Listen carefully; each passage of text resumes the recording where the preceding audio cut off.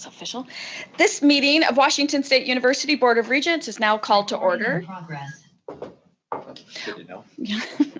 Welcome, everybody. This is the first Regents meeting of the year. And can we just have a round of applause for making this happen so we can be in person? So I know I can only speak for myself, but what yesterday was just so engaging to be able to have in-person discussion and to be able to read people's body language and understand and see where people are coming from. So it was a really, really good day with great dialogue and engagement.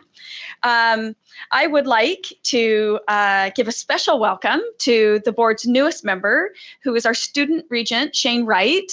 Shane, welcome. Shane was appointed by Governor Jay Inslee to serve the term of July 1st, 2021 through June 30th, 2022. Regent Wright is a WSU Vancouver graduate who has returned to WSU to pursue a PhD and is a second-year student in the Cultural Studies and Social Thought and Education doctoral program and has two of the most darling little peanuts. We are just so glad you're joining us. Welcome. I would also like to take a special moment to welcome just somebody that I know that this board is in need of, and we are thankful to have him, and that is Dave Turnbull. He is our new faculty representative to the board. Dave is a professor of music. You can go see him perform tomorrow at halftime, and coordinates the brass and percussion area in the School of Music. He plays the trumpet with the U.S. Faculty Brass Quintet and performs with Jazz Northwest, the WSU Faculty Jazz Ensemble. Thank you so much for serving the Board of Regents. I would like to remind audience members of the public, you are invited to view the meeting via YouTube live stream. And there is a link to the live stream, which is available on the Board of Regents website.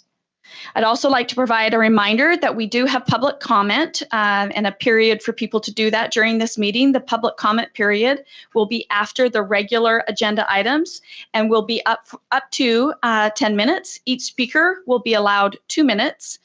Preference will be given to speakers who have signed up in advance and who are speaking to matters that are before the board or will be before the board at future meetings. If anyone thank you. If anyone has not signed up in advance and would like to, please sign up with the board's assistant, Desiree Jacobson. You'll probably see her coming up here a few times today, this being my first Board of Regent meeting that I'm running. So I would like to acknowledge that we have two of our regents via Zoom, both Heather Redmond and I believe, do we have John on there as well? Okay, so welcome. At this point, I'm going to turn this over and we will have a report from our president of the university, President Kirk Schultz.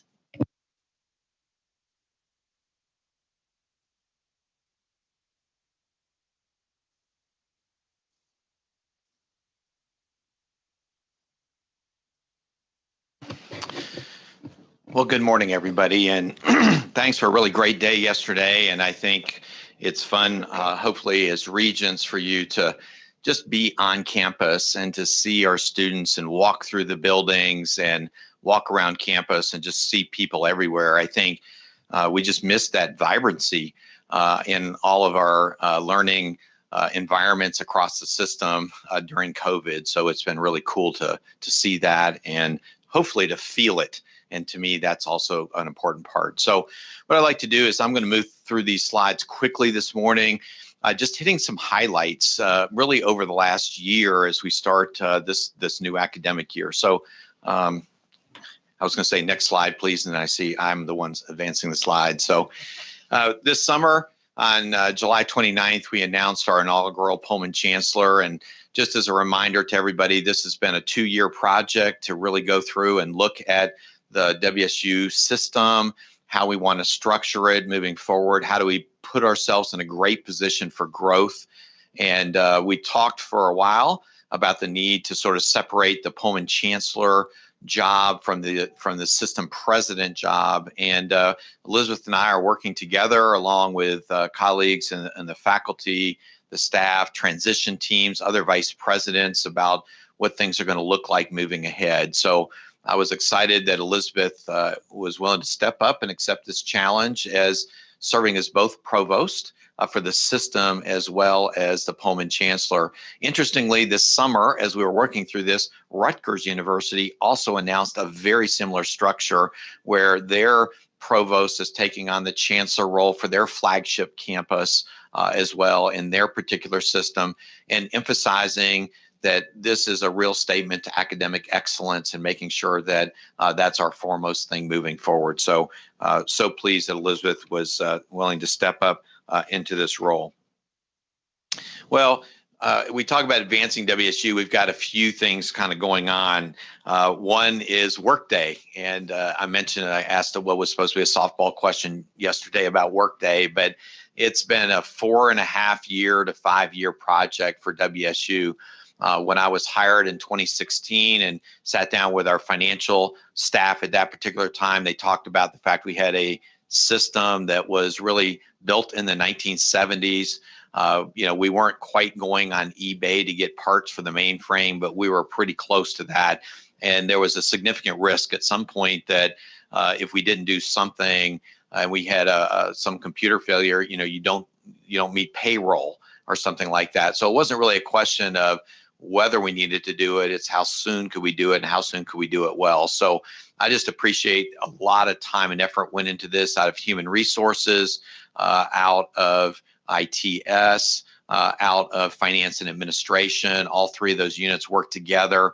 It took a long time. And, there are a lot of folks that still have shadow systems that they've used in their unit for 25 years that are still a bit reluctant to change. And we're just going to continue to kind of work forward on this and understand that this is a stressor during COVID as well, when we're changing our enterprise management system, but it's gone really well. Payroll's gone well.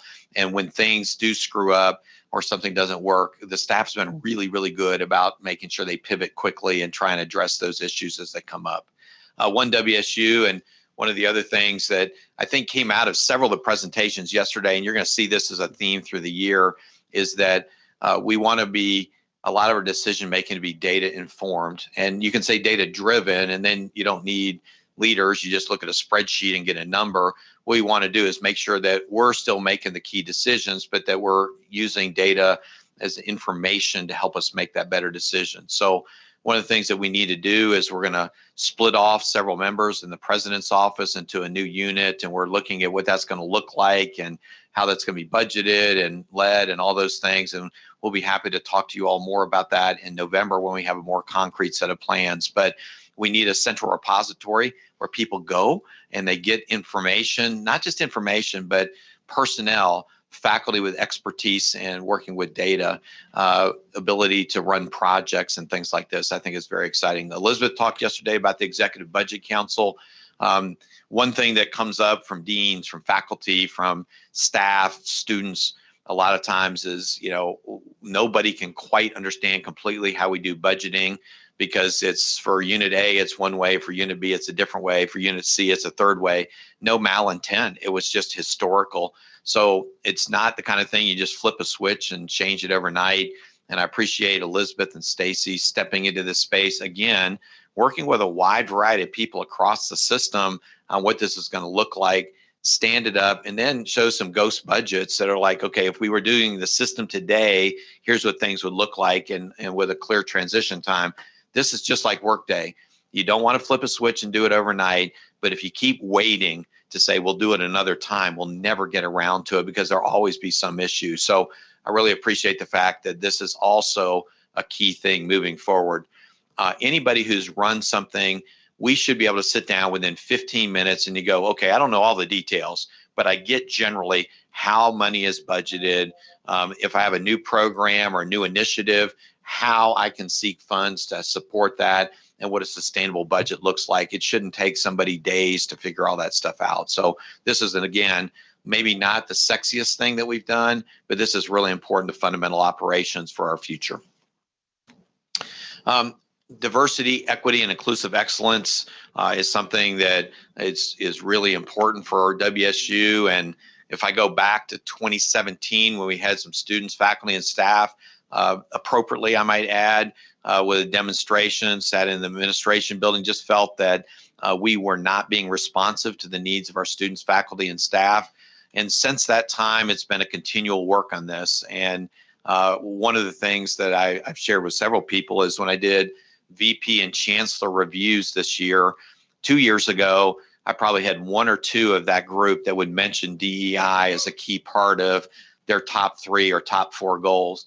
This year, every single person had this as one of their top 2 or 3 goals. And it was all a little bit different, but everybody is engaging in conversations with leadership.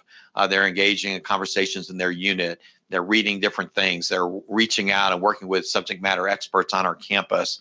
And so I'm just pleased to share that this is just continuing to grow and blossom across all of our campuses. And everybody's in a little different place with this, but we are in a substantially different place than we were a couple years ago. Lisa Guerrero, who is our new Associate Vice Provost for Equity and Inclusive Excellence, is in the Provost's office.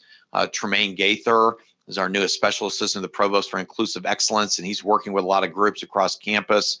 Elizabeth mentioned yesterday about new Assistant Associate Deans for Diversity, Equity, and Inclusive Excellence in several of our colleges.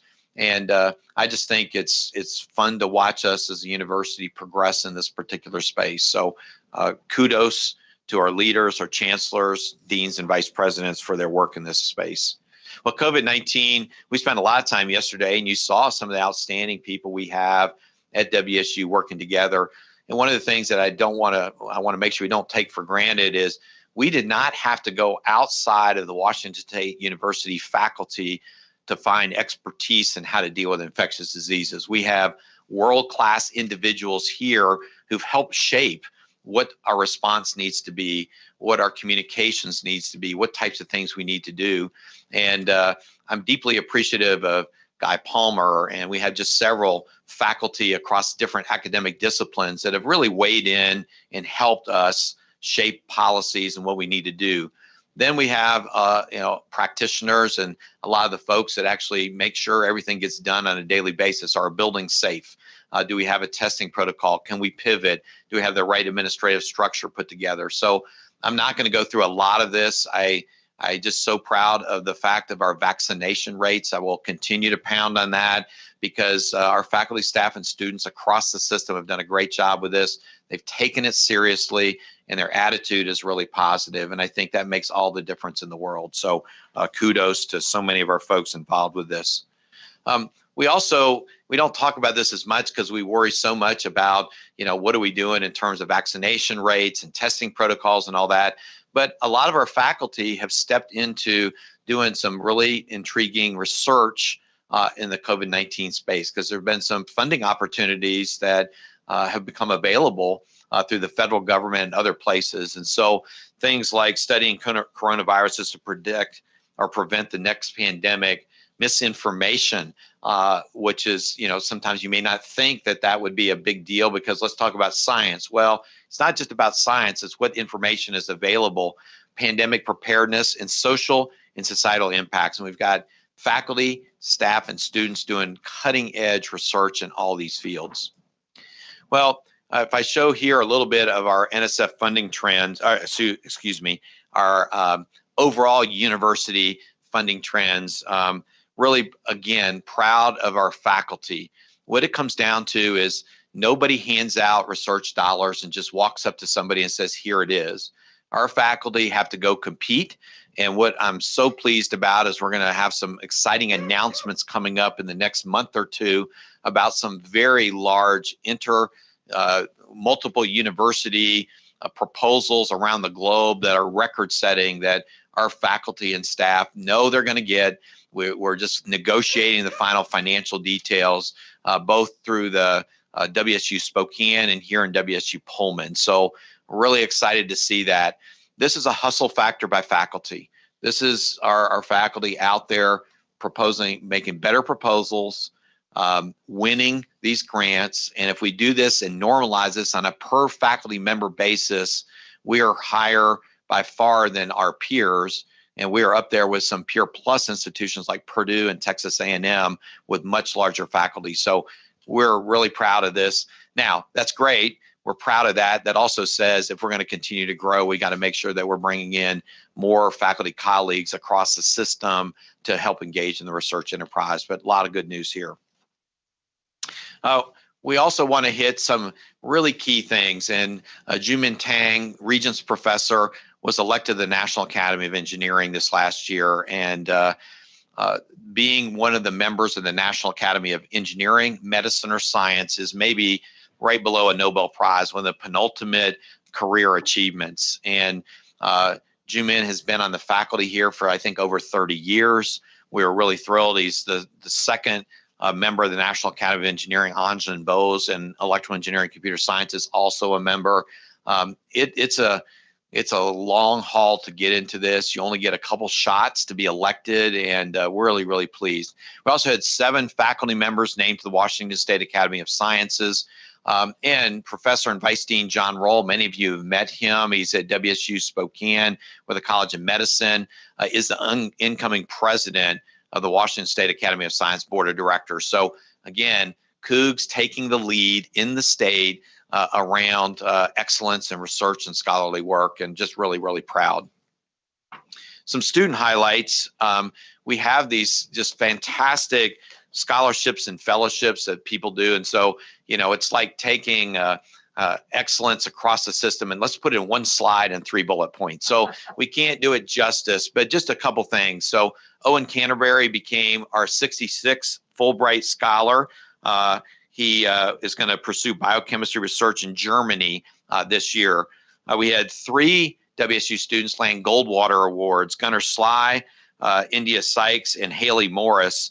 And those awards help pay part of their expenses at WSU, but these are recognized around the nation as academic excellence, and really proud of that. And then we have 2 of our students receive Distinguished Udall Scholar Awards, Frances Ward and Johnny Bray, and each woman was placed among the top 11% of national recipients in their Udall categories. So our Honors College, Dean Grant Norton and that team, folks out of the Provost's office and others, do a lot to help these students who are already exceptional prepare really competitive application packets, and just so proud of these national achievements by our students. Well, let me just finish up with a couple things in terms of Cougar athletics. Women's basketball this last year reached the NCAA tournament for the second time, not in 2 years, second time in our history.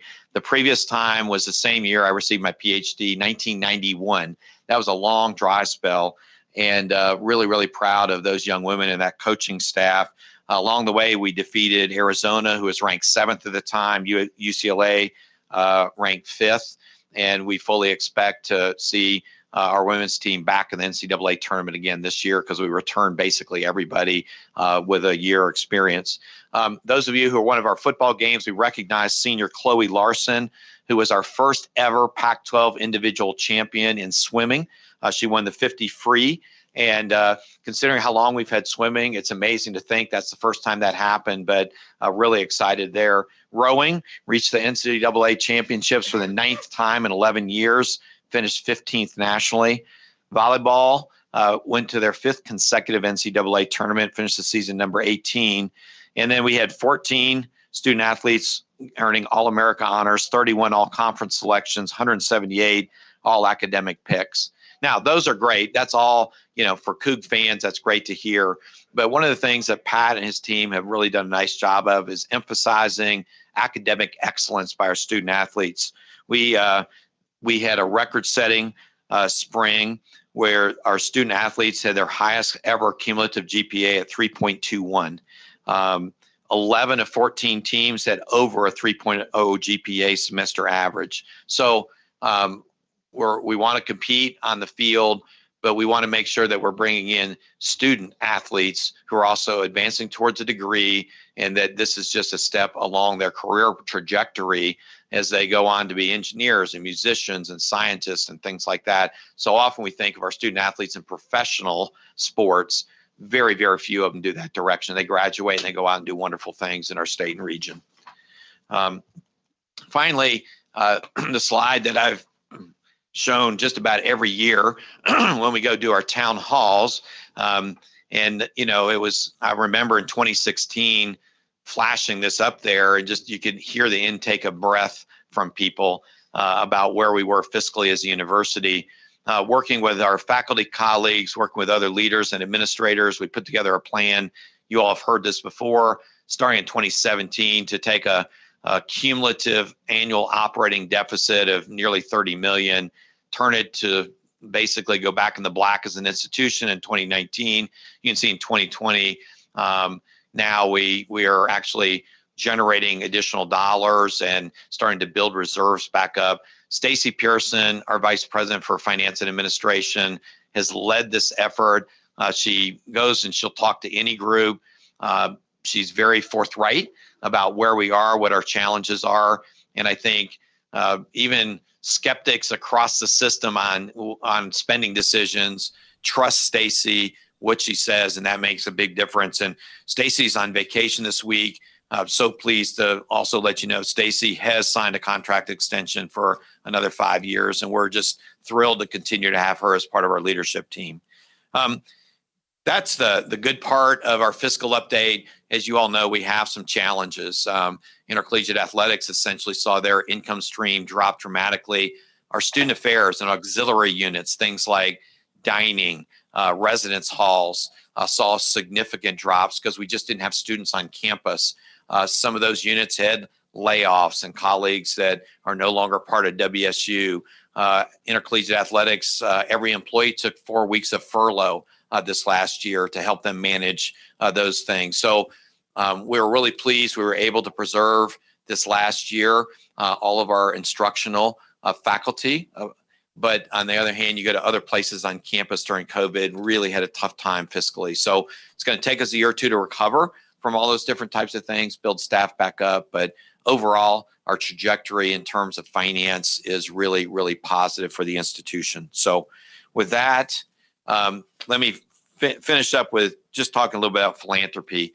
$120 million last year we raised during COVID time when we couldn't get out on the road. We couldn't sit and meet with people until the very, very end of the year. Our endowment rose 30% to over $650 million. We distributed more than $21 million to support scholarships, faculty positions, and so forth. And our Alumni Association reached a record number of 43,000 members. You know, one of the things, too, that we have as a challenge for us philanthropically this next year is as we build new buildings and renovate facilities across campus, to me, I want us to look at state dollars as an initial investment, not we're going to build what the state will give us. Let's build the buildings that we need, that our faculty, staff, and students need to be successful. So right now we're on a $40 million fundraising campaign for a new engineering building. We're trying to raise around $20 million for a new building for the College of Arts and Sciences in Vancouver for our new life sciences building there. We have a fundraising goal of $10 million. And so we are out talking to donors about investing in facilities at WSU like we've never done before. And I think you're going to see these numbers continue to improve and increase over the next couple of years as we get Cougs helping us take those state dollars and multiply those and make sure that we don't say, well, we really wanted to do this, but we had to do 80% of that because that's the money we had. We have a real opportunity in front of us. So I'm on the road quite a bit now, working with deans, working with chancellors, and sitting down and giving Cougs an opportunity to really invest in our future through physical plan and physical spaces. So exciting time for us. Presidents love cranes on campus because it shows progress, and I think it's going to be important for us to continue to make sure our faculty have the space they need to really continue that track record of success and scholarly work, as well as teaching and interacting and mentoring our students. So with that, that concludes my report, and happy to answer any questions.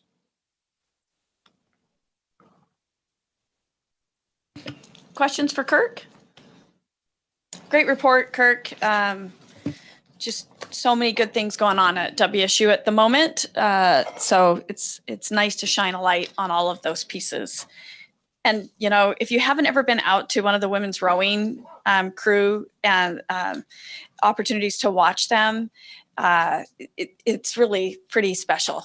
So it's a fun thing to go do on a Saturday. It's a little chilly. It's usually early in the morning, but it's worth doing. Okay, next up, we have 2 items on our consent agenda before us today. The first one is the approval of minutes of May 7th, 2021 Board of Regents meeting, and the approval of minutes for June 4th, 2021 Board of Regents meeting. Do any of the regents wish to remove either of these items from the consent agenda at this time? Okay.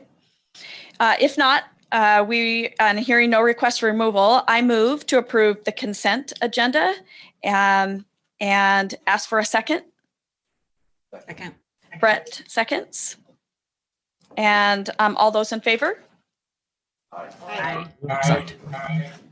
I do want to just again recognize that we have Regent Heather Redmond, Regent Ron Sims, and Regent John Shetler all on Zoom with us today. So thank you guys for joining us.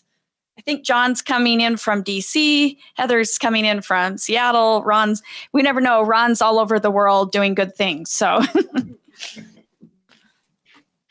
Okay, moving on. We're now moving into reports from our shared governance groups. Today, we have the pleasure of welcoming new leadership to our meetings. Our new shared governance leader for this year, or our leaders for this year, are Doug Call, chair of our faculty senate. You see Doug over there. Brian Patrick, president of ASWSU, and Shelley Spangler, who's the president of our Alumni Association. So we are very appreciative of you guys joining us today. We look forward to being able to hear from you. And we're now going to go straight to our WSU Foundation Board of Governance and getting a report from Mike Connell.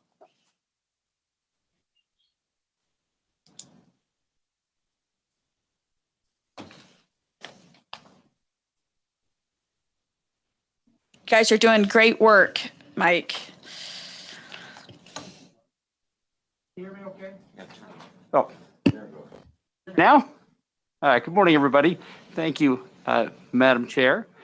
Let me start by saying how nice it is to see all of you in person. So welcome home. For those of you who haven't been to Pullman in a while, it's great to have this meeting here in person. It's nice to see those of you. I hope I'm looking at the camera properly to see the 3 of you that are online. So good morning to you as well. Welcome, Regent Wright. Great to have you on board.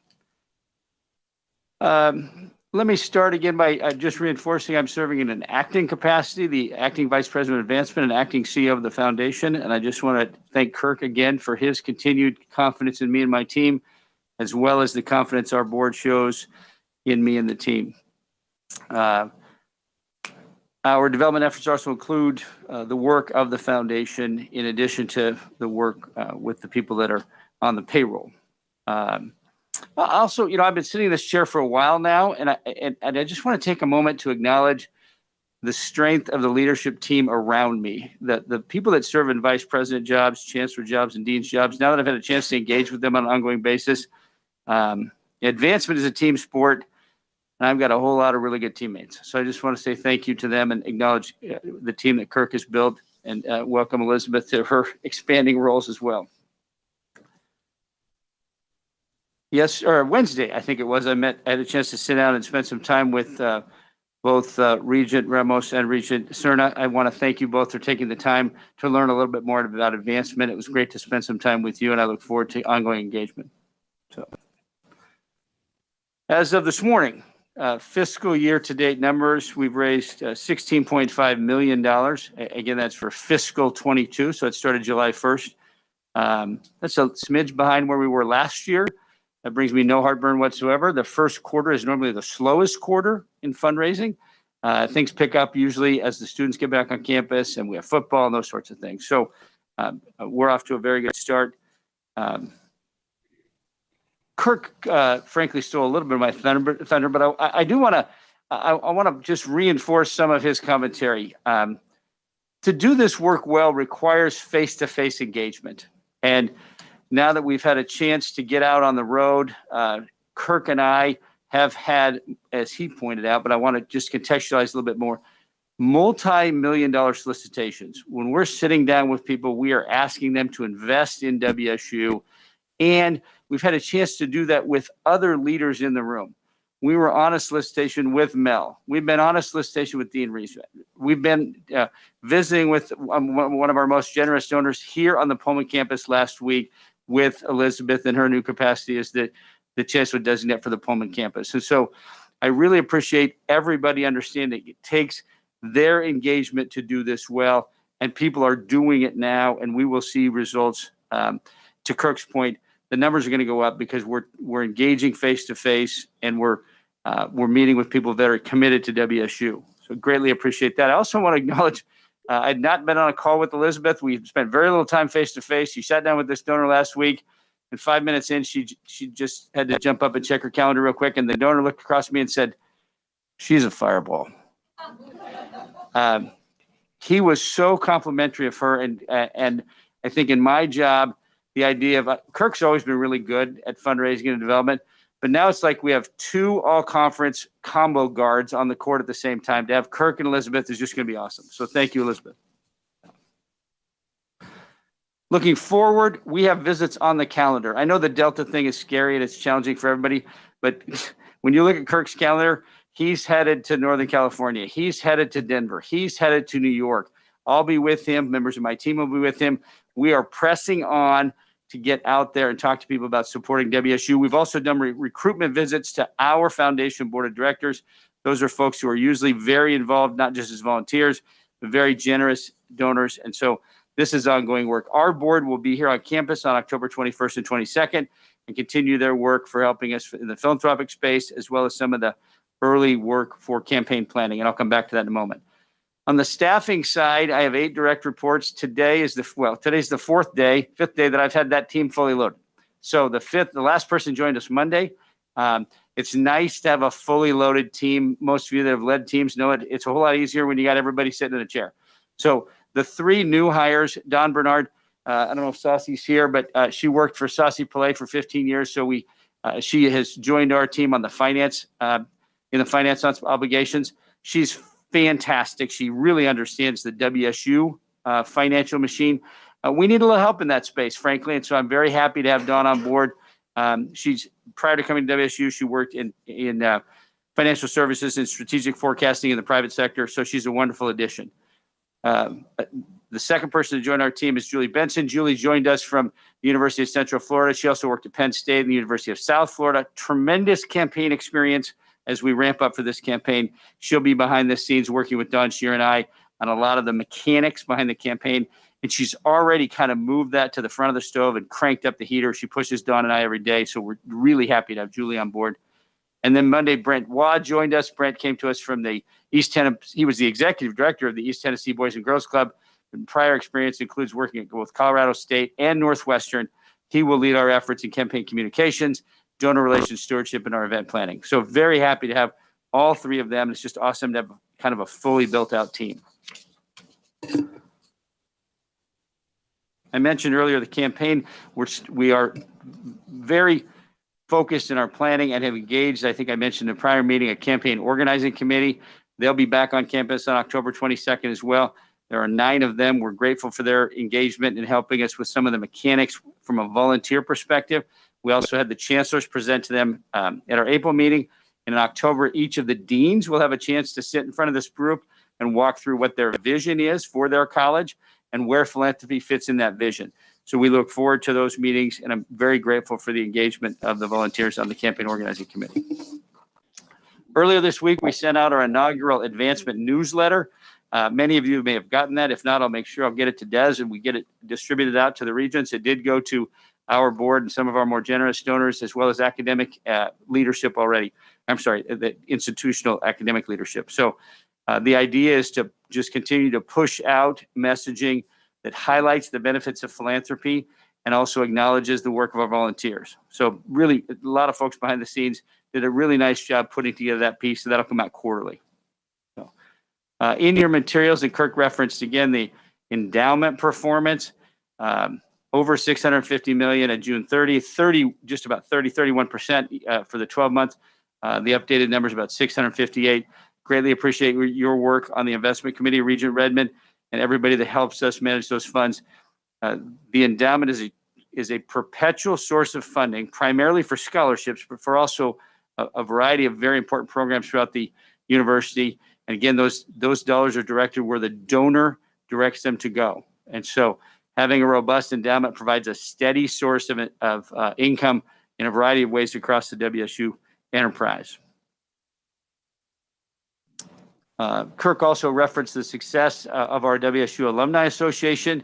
I mentioned this before in terms of their ability to pivot and be dynamic when we had to be virtual.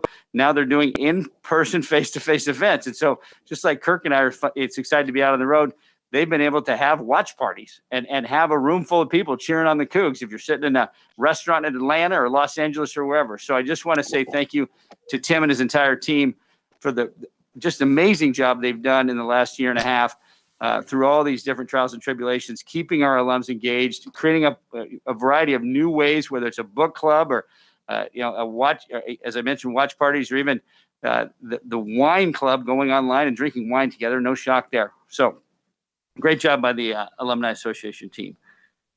One of the best parts of my job is the ability to thank donors.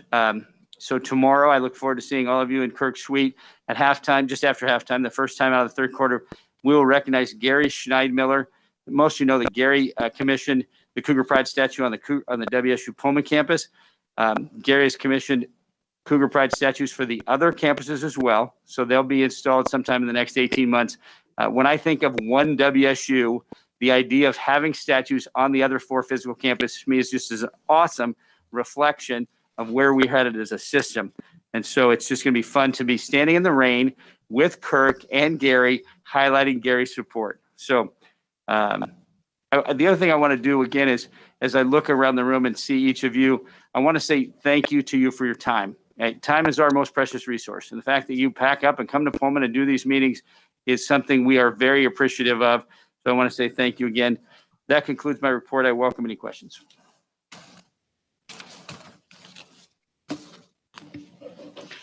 Mike, what can you seem to have obviously a pretty good pulse. How are our Cougar alumni family faring out there coming through COVID after the last 18 months? What are you hearing? What are you seeing? I think it's a mixed bag.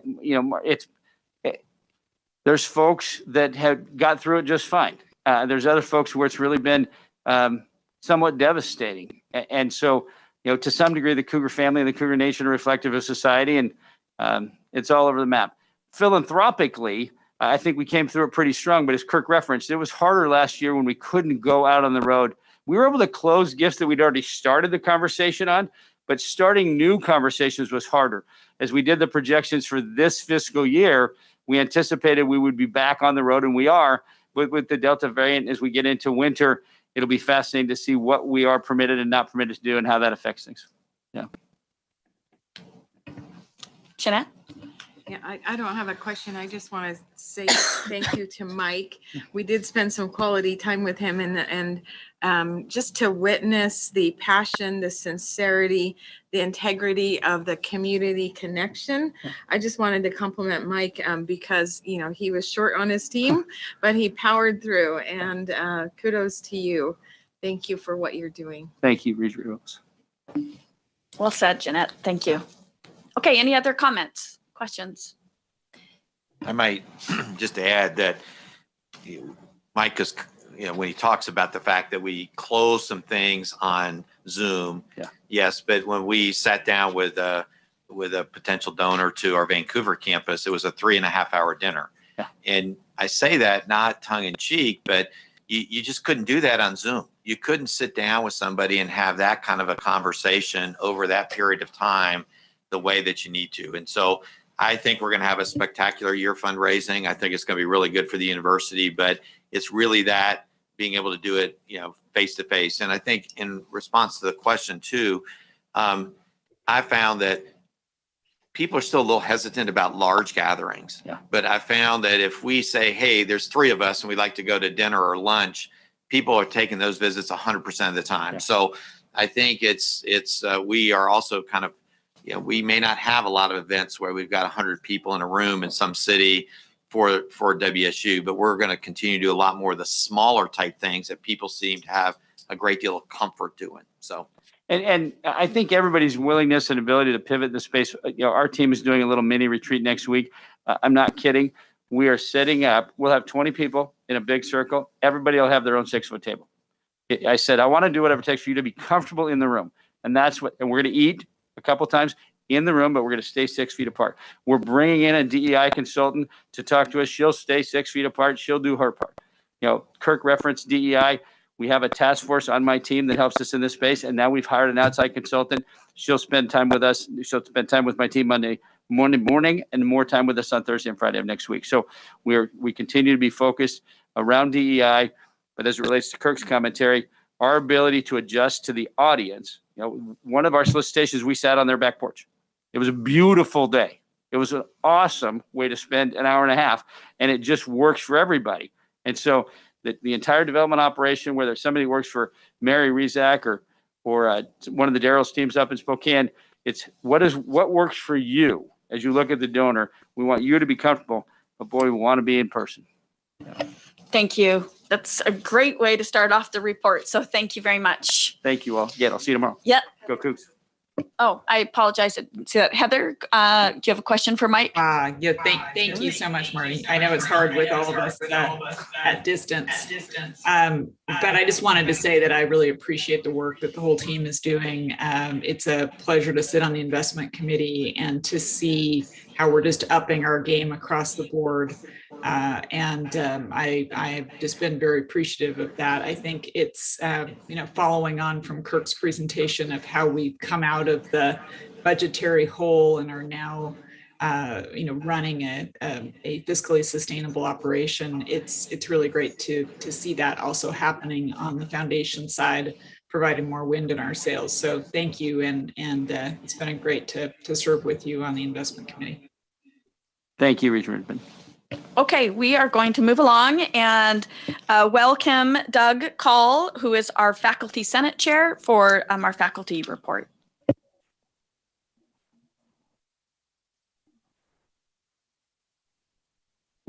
Thank you very much for the opportunity to speak with you this morning. This will be fairly short.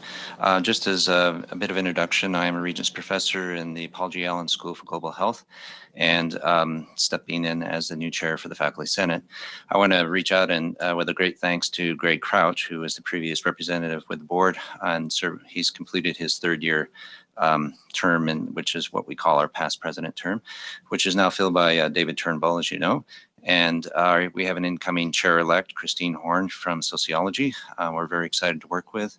And Matt Huddleston continues to be, from Math, continues to be our executive secretary.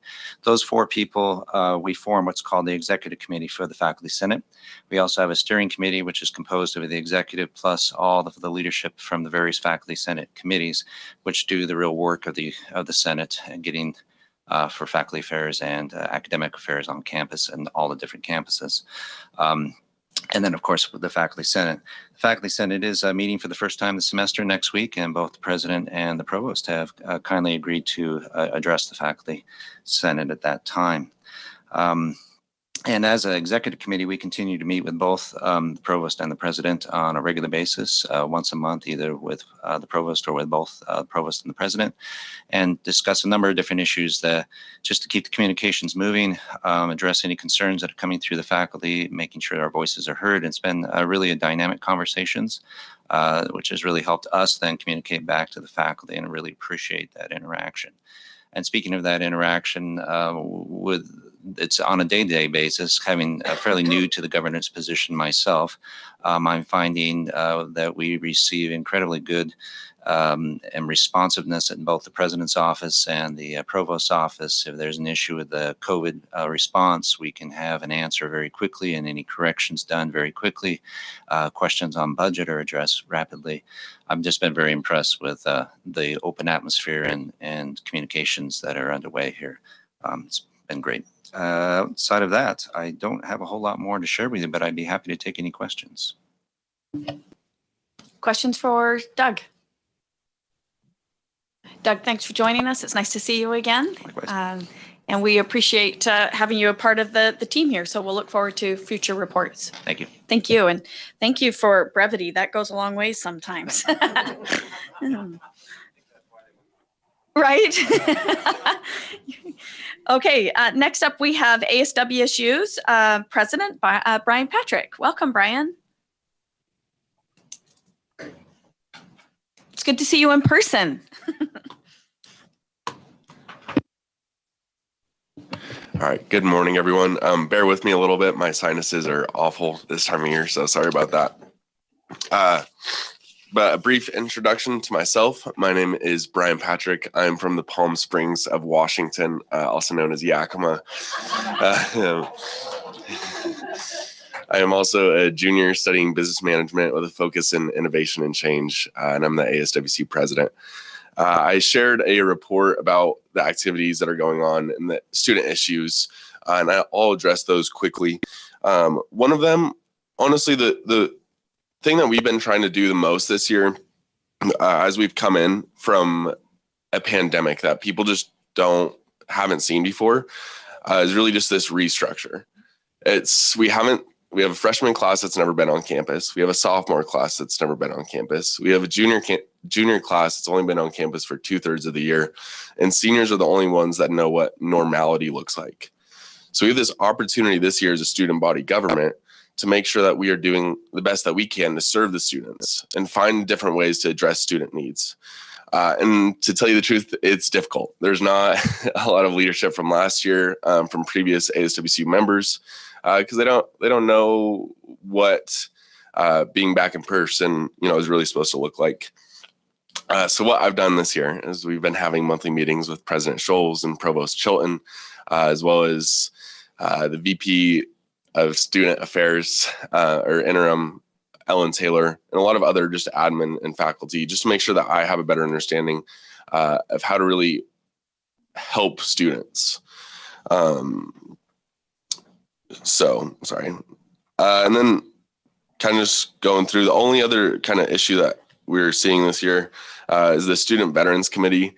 If you go down into this back corner tucked away in the library, the Student Veterans Committee is there, and they have one advisor, or their current student to counselor ratio is 1,082 to 1. She has to work with Veteran Affairs and a whole bunch of other departments, but it's a lot of work for her.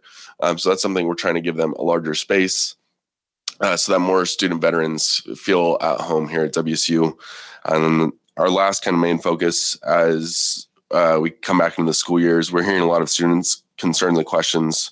A lot of them have to do with transportation as well as parking, and understanding where the tuition increases costs go to. I understand that this is a very large school, it's a very large system, it's expensive, but students are just curious, where this 2.5% tuition increase is going to. They want to kind of see the tangibles behind the decisions that are being made. And that is all I have. It really just is a pleasure to be in front of you all today. And hopefully I did a good job representing WSU. Well, anybody that starts their report out with the Palm Springs of Washington is. So actually, I would just say the perspective that you provided us in regards to the breakdown of students, that I don't know if from a Regent perspective, we haven't really thought of it that way, right? But it's almost like building a new high school where you have it's just, you're starting kind of from a fresh slate. So you have a big job, Brian, but I just in the short time with you here, I think you are the right person to help lead the void that around teaching our new students how to engage. So I'll turn it to Provost Chilton. I was just going to ask you to introduce your very dapper vice president there, who yes. I've had a great pleasure of meeting with both of you, and I look forward to working with you in the coming months. Yes, thank you. I apologize. This is Alexander Pan, one of my best friends, a roommate and vice president of ASWC. So Alexander, would you come up for just a minute and tell us a little bit about yourself? You have a great suit on, by the way. Oh, thank you. So I'm Alex Pan. I'm a senior here at WSU. Fun fact, I was actually born on campus. So I always say I was born and raised to be a Cougar here. So I was born in Cougar Health Services when it wasn't Cougar Health Services. But so I'm studying, I have too many majors, but finance, accounting, MIS, and economics. And it's been a pleasure running with Brian this past year. And like Brian said, it's very different. Because the last ASWSU president that really saw like normality was Quentin, if you all remember him. So talking to Sean and Curtis, they did a great job, but they face very different problems than we've been facing. So it's kind of starting fresh here, but we're learning a lot of new things and trying to make the most out of it. So. You have a pretty good personality for an accountant. Thank you. Somebody turn his mic off, please. Yeah. Regent Shower or Oh, go ahead. I was just going to say, Elizabeth and I and Ellen are aware of the issue you mentioned with our veterans, student affairs. We talked to Jamie Nolan this last week, who or a couple weeks ago laid all that out. So we know we got to make some progress there. So I just didn't want you thinking you laid that out there and nobody said anything. So we obviously need to work on that. We just want to make sure we're doing long-term solutions that make really good sense for our students collaboratively. So anyway, good stuff. Thanks for mentioning that. That was one of the two comments I was going to ask about. The second is, and I don't want to steal Regent Wright's thunder here a little bit, but I will say that they mentioned during our finance committee the need for some additional insight for the board around how the tuition increases were directly affecting mental health services and in particular student success. So I do think that not only do we appreciate hearing from you directly, and thank you both for being here, but we have a great representative in our student regent who's also making sure that these issues are raised at this table so we have the opportunity to talk about it. So thank you both. any other comments? Anybody from, I don't see anybody's hand on our Zoom. I'd like to ask. So, but Enrique. I'm just curious, just now that you're back on campus, and by the way, I'm on the lower part of the Palm Springs there. I grew up in Wapto. So anyway, I'm just curious, being back and what's it feel like? I mean, for you, I mean, last year's had to have been so odd, but what are you feeling? What are you getting from other students, you know, adapting to the math thing again? Tell us what you feel. It's awesome. I think students are really excited to be back. Personally, my parents went here. I have two older sisters who went here, saw Klay Thompson's last game here. So for me, it's been like really a great time. I love tailgates, and I've gone to football games on Saturday, but I also this is the first time I think I've ever said like, oh, I'm actually excited to go to class today. And I found that's like a very common theme throughout most students. They're like, oh, you know, I'm tired, I want to sleep in, but hey, I can actually like go to class and I can sit with some of my best friends who I haven't seen in a year. And yes, maybe you're wearing a mask, but for the most part, students are really happy with how things are turning out. Obviously, there's concerns and issues all the time. Like, it's not a perfect world. But I feel for the most part, people are happy. Yeah, can I join in on that? You know, as a faculty member here, I can tell you that in the classroom, the students just seem to be almost giddy with excitement. Just so excited to be back, like you stated, with their peers. And sometimes I just have to kind of let that happen in the classroom. I don't want to stifle that joy that they're experiencing. So yeah, it's been an exciting time for the students and for the faculty as well. So thank you. Yeah, I was just going to echo what Brian said. Being on campus, I mean, I'm from Pullman, so being here last year in this Zoom culture, and we were walking through campus and it's absolutely dead. And to be honest, I think as a student, it's kind of depressing. Last year was a little bit, but then coming back in person, it's really like refreshing to connect back with students as well as faculty. And I would like to give kudos to all our faculty. It's been awesome because, you know, there's been days where students don't feel well, and the faculty have catered to those students to make sure that they're not missing on any material and stuff like that. as well as like Brian said, even me, like, and other students, I don't see anyone on their phone, on their laptops during class. They're really actively taking notes and asking those hard questions, which I think really lacked in like the Zoom world. So I think we're on a good trend, and hopefully we can keep this in-person experience. Well, if the energy and leadership of the two of you are any indication of our student population, we are in really good hands. So just a special thank you again to both of you and to Shane, because it is an interesting role to play as, trying to balance understanding fiscal responsibility and accountability with also just genuine curiosity from students of wanting to know how things work. So yes, Kirk. Alex, one of the things you mentioned at the very end of your things was hopefully we can keep this in-student experience. And we've got a comment that will come up during the comment section, but I just want to make it clear, we have no intentions of not continuing the in-person experience. And I think people feel there's some October date where some decisions can be made. The decision's what we're doing now. So I just don't want people thinking that, every day we're thinking about, hey, we're going to pivot and go back to online. Our intent is to continue to keep you all safe, work with faculty, staff, and students in a great environment, emphasize vaccinations, but we all want an in-person experience. So just as student leaders, please continue. If somebody's like, oh, I think next month something's going to happen, we're going to continue to focus on doing this the right way. So anyway. Thank you very much, both of you. Thank you. Thank you.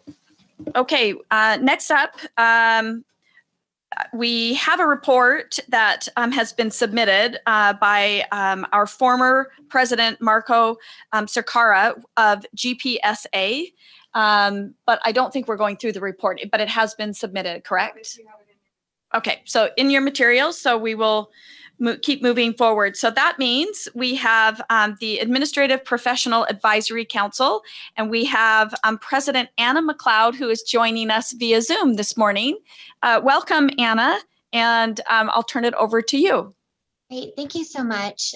Good morning, everyone.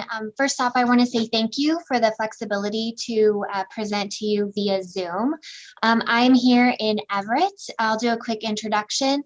I'm Anna McLeod, Associate Director of Student Affairs on the Everett campus. This is my second year as chair for AIPAC, and I am very excited to continue the work and serve our AP community.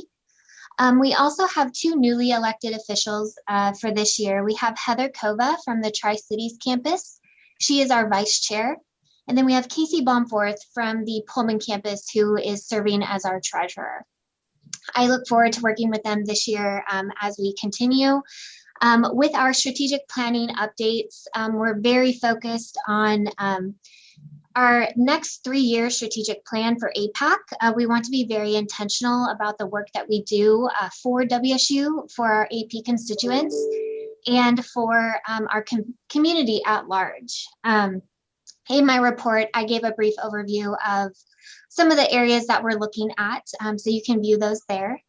One thing that I would like to highlight is our upcoming event for professional development. We're doing a Crucial Conversations event.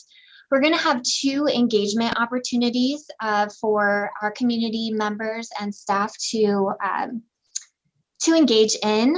We are also including an optional book to read on crucial conversations with the workshop. So it'll be a great time for collaboration, communication, and networking around this topic. A few of our initiatives that we're working on for this year outside of our strategic plan is we're sending out an AP survey. So we're surveying all of our AP constituents to really get a pulse on how they would like to interact with AIPAC, where they would like us to focus on, and just emerging issues. We are increasing our communication and visibility. Our marketing and communication committee has worked really hard on kind of rebranding AIPAC and getting our purpose and value out there via our newsletter and our social media. We are on our second year with our Diversity, Equity, and Inclusion Committee. We're very excited. We have an upcoming meeting with Associate Vice Provost for Equity and Inclusive Excellence, Lisa Guerrero, and Tremaine Gaither. So we can collaborate with them on upcoming events and work that AIPAC is doing around diversity, equity, and inclusion. One initiative that we are very closely working with President Schultz on, and we're grateful for his support, is the Employee Scholarship or access to global classes for AP employees. This is one emerging issue we have gotten a lot of feedback on, especially for employees who are not located on a campus that has a lot of opportunities to use that tuition waiver. That is a very short report. I hope to report more at our next meeting as our committees move forward, and that is my report. Thank you. Thank you, Anna. Appreciate your report. Questions, comments for Anna from any of the regents? Great. Thank you for making the time this morning, Anna. We'll see you soon. Yes, thank you. Okay, next up we have from our Alumni Association, we have President Shelley Spangler. She'll be joined with Tim Pavish, and they are joining us via Zoom as well. So welcome, Tim and Shelley. Good morning. Thank you, Madam Chair, and thank you to all the members of the Board of Regents. I'm really excited to be here today. I've been a volunteer with the Alumni Association for a handful of years. That includes my service on the Board of Directors, as well as formerly being the chapter president for our Colorado chapter.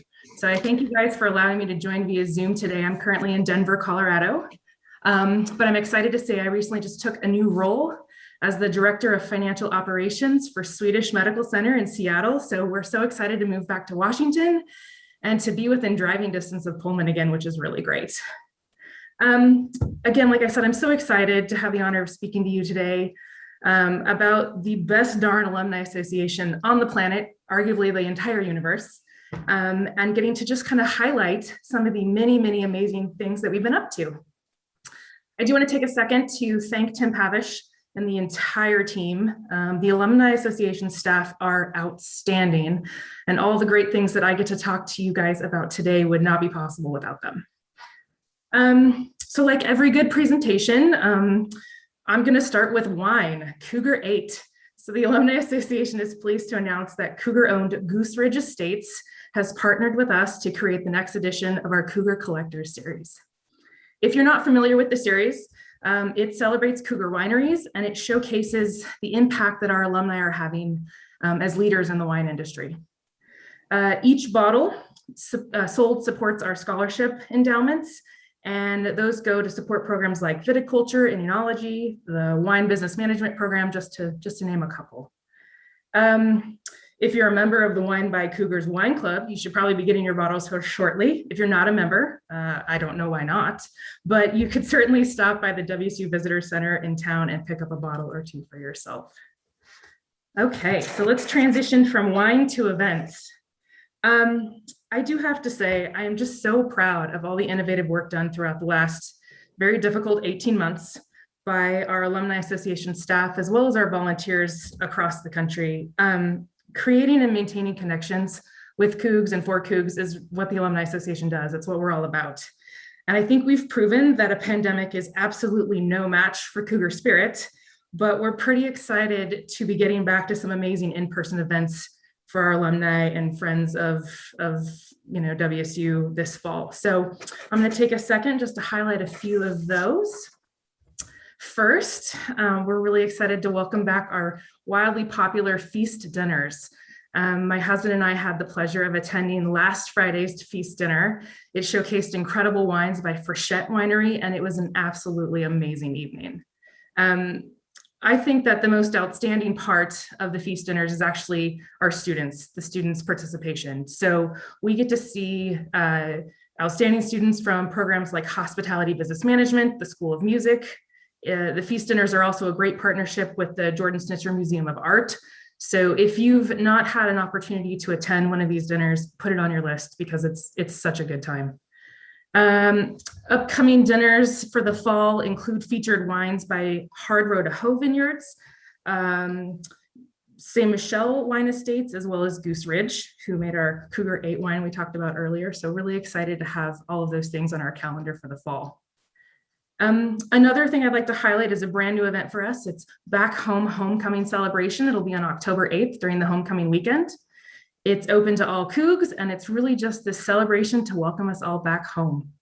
We're going to feature, there'll be food and beverages for purchase, butch, music, activities for kids. So if you're in town for homecoming weekend, come out and join us. It's definitely going to be a really wonderful time. Along with these wonderful in-person events that we're so excited to welcome back to the agenda, the Alumni Association still plans to offer some of the popular virtual programming that we debuted during the pandemic. We're offering a free self-paced virtual movie club called Real Conversations with Cougs, which is an excellent name, focusing on relevant films, and it's open to everybody in the alumni community. We're also going to maintain our virtual book club, which was wildly successful during the pandemic, as well as our Feast at Home virtual dinner series. Like I talked about earlier, you know, that the staff of the Alumni Association is just world-class and amazing. And during the pandemic, they did such an amazing job pivoting, you know, our in-person programming and engagement events to a virtual platform. And I think the Feast Dinner at Home was a really good example of something like that. And it allowed people to come together from across the country in a virtual setting and spend time together and stay engaged. Some other, you know, virtual career networking events are going to be offered. And I'll make a soft plug for the fact that all of that virtual programming is available on our digital library 24/7. So those kind of resources are always out there for alumni, friends, and family and Cougs.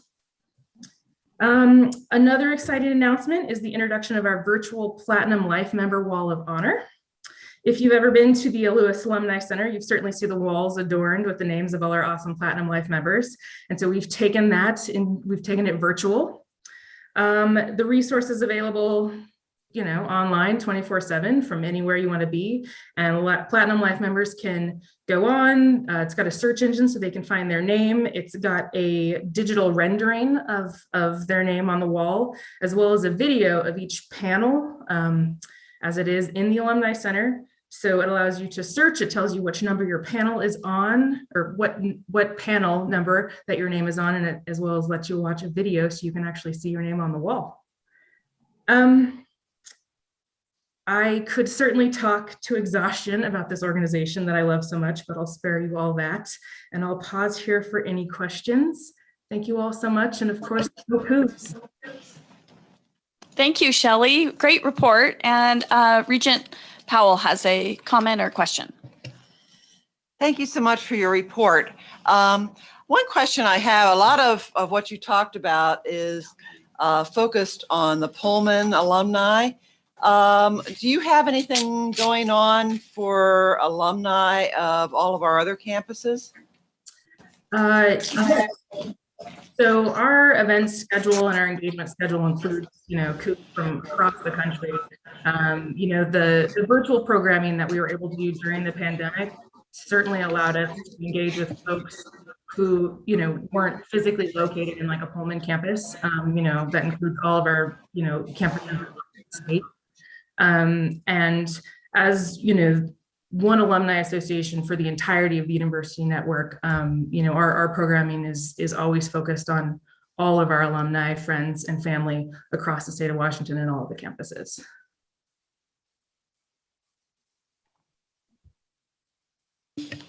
Great, thank you. Other questions or comments for Shelley?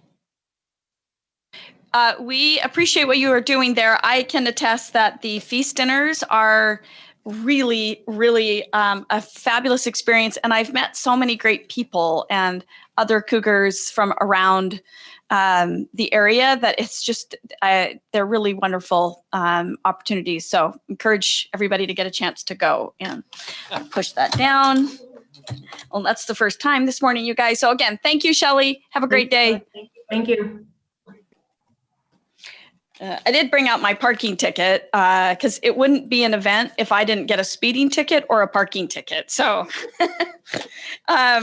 next up, we are actually going to do our committee reports for the Board of Regents. And I actually will be giving the report for the Strategic and Operational Excellence Committee on behalf of John Shetler, who was not able to be there yesterday. We had an amazing, actually, morning in this particular committee. We've taken a little bit of a different approach where Kirk and Desiree and Elizabeth have really thought about how do we actually be strategic in a strategic and operational excellence committee, and like how can we spend some meaningful time and talk about strategic topics and not just kind of move through the process, right, and do the report. And so we had the good fortune of having the Vice Provost of Enrollment Management, Saichi Oba, present to us on enrollment management, and obviously a very relevant topic at this time, not for just WSU, but really for all of higher ed across the board. You know, we know that our enrollment is down at approximately 4% system-wide. And although that makes you take a pause, it also, we were able to also reflect and understand that we've been able to hold the line very well, and that we have a plan for how we can start to build back up coming out of COVID. What I really appreciated, and these are things that providing the time to have these discussions that I learned more about, was I really loved knowing that 75% of our students are Washington residents. So WSU is fulfilling its true mission that the state has asked of us, which is to educate our students from within this state. I appreciated that we have 36% of our student population is minority. That's a good number, but we can do better. And so I'm glad to see the transparency in that. And then that there's 56% of our students are women. And again, glad to see that, and looking forward to more discussion on where we're going with enrollment management. The second thing that we had the opportunity to dive into was we had Haley Rupp, the Deputy Chief of Staff, as well as Joel Schwartz, the Executive Director of Cougar Health, come speak to us about the work that this institution system-wide has been doing around COVID. And I know I speak for all of the regents when I say that the action that has been taken and the sense of urgency that was created from this time last year to where we are today is nothing short of remarkable. And the fact of the matter is we could not do this without 94% of our students being vaccinated. And so I think there, you know, students and faculty that have taken that approach, that have come back safe, vaccinated, and ready to learn and ready to engage, we are just so grateful and thankful. And we are modeling really good behavior and options and ways to do this for our entire state, and being recognized for it nationally. So that was a great discussion that we had. The third thing that we got the privilege of was having Provost and Executive Vice President Elizabeth Chilton provide us a reflection of her 14 months on campus, as well as a horizon and what the future is looking like. And you know, it's really a wonderful thing to have somebody with fresh eyes and fresh perspective come into your community and to truly kind of absorb what has been happening, and nothing like absorbing COVID and arriving sight unseen. And so, and with Provost Chilton, you know, she is a glass half full all the time person, obviously, and the horizon is nothing but really bright. And we are so appreciative to have you here and to have your leadership here. You have plugged in a new sense of energy for us, and thank you for choosing WSU. Last thing that we did is we just discussed the President Schultz 2021-2022 goals and objectives. And we discussed those and worked with President Schultz on that back in the summer meeting. We continue to move forward and feel confident and comfortable with some of the minor adjustments we made to that around closer attention to COVID protocols. How are we doing that? Some communication components that he is working on. So at this time, I actually would like to call a motion for the action item of approving the President's 2021-2022 goals as proposed. Thank you, Chair Blankenship. Any discussion on President Schultz's goals and objectives from the board? Okay. Then I will ask for a vote on the motion, please. All those in favor? I think Aye. someone could second it. Oh, I'm sorry. Gosh, darn it. I was doing so well. Okay, thank you. Laura Powell, second the motion, and thank you for the motion approved. You're in. Okay, next up, we have a Student Affairs and Student Life Committee report from Regent Cerna. Thank you very much. We had a very good session yesterday. We had two items that we discussed. The first had to do with a funding to help students, an emergency funding that it's actually called the Regents Fund. The presentation there told us that we had about 200 students that we've helped. And we're also kind of changing it to a kind of a grant type of approach so that they won't have to pay it back. But it's great to know that this is helping the students during this time, particularly during COVID. The other presentation we had to do with the name, image, likeness, which you may all be familiar with regarding college athletes these days, the opportunity for them to earn some money. This has been something that I think has been a bit controversial, but also something that has been in the works here for many years, that also the NCAA and the students and the players have all kind of grappled with.